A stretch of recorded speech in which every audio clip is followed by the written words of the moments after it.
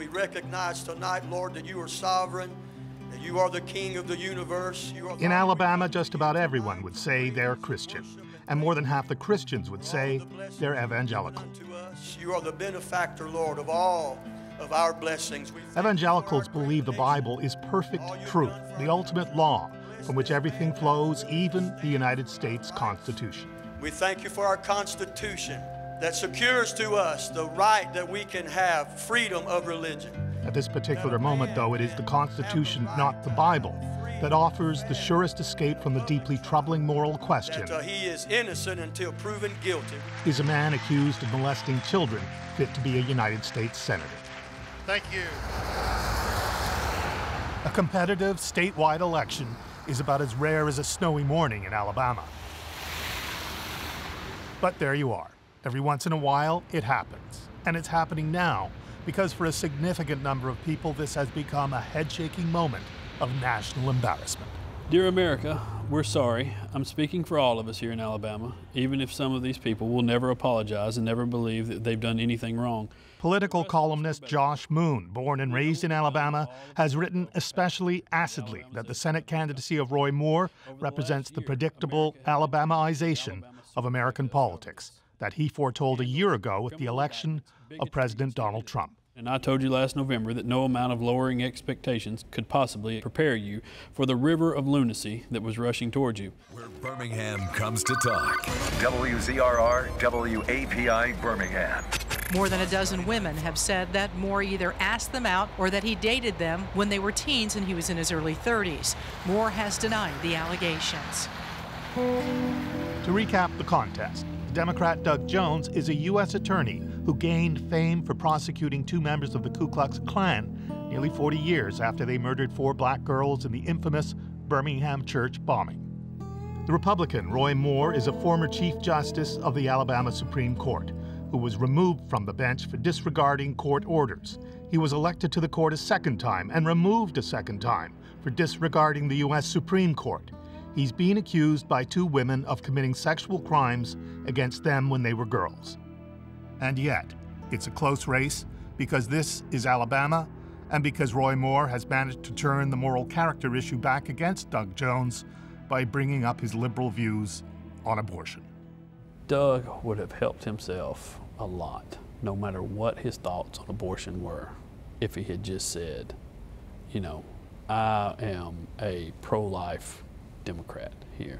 I believe that there are instances in which abortion should be legal, but I am a strong supporter of life, however we can make that happen. You had your hand up first, so I'll go with you. Thank you, sir. I just would like to know what you would say to those who've chosen to support your opponent, Mr. Moore, because they believe that the issue has now become abortion.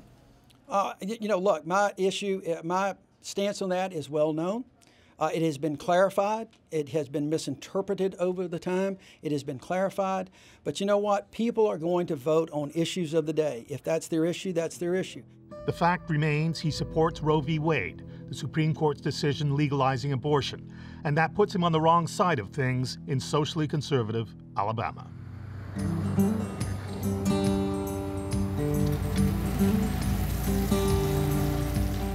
At the Biscuit King's Fun Barn in Fairhope, Alabama, not far from Mobile on the Gulf Coast, you'll find the famous biscuits in the oven, the 10 Commandments on the wall, and Roy Moore at the cash register.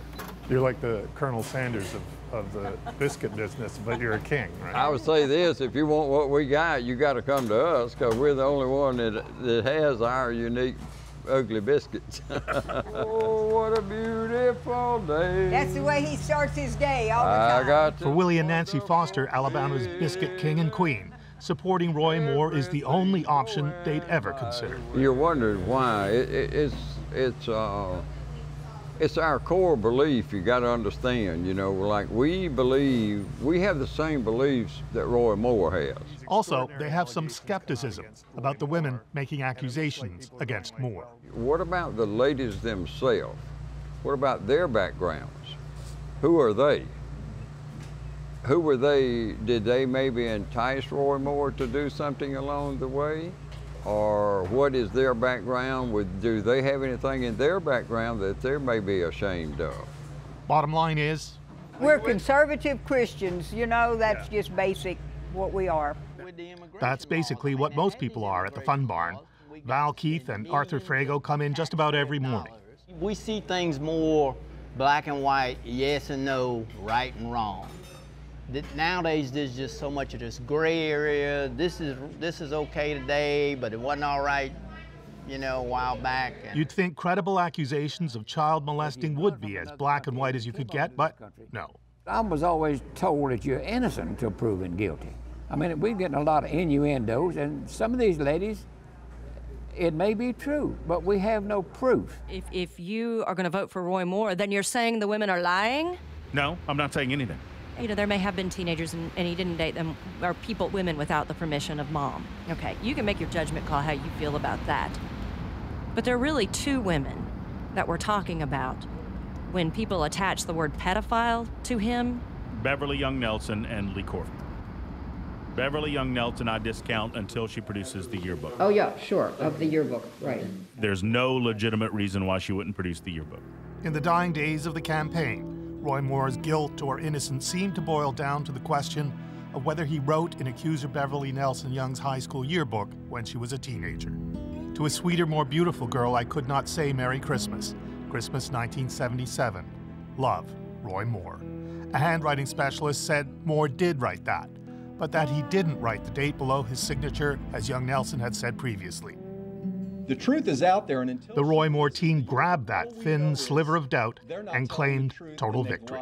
And under the Alabama pattern jury instructions, it tells a jury, if you believe that a witness has lied in anything, you can disregard everything they've said. We all think Roy Moore's a creep, but we don't know if he crossed the line. It's somewhere in the middle. Who do you believe? Who do you not believe?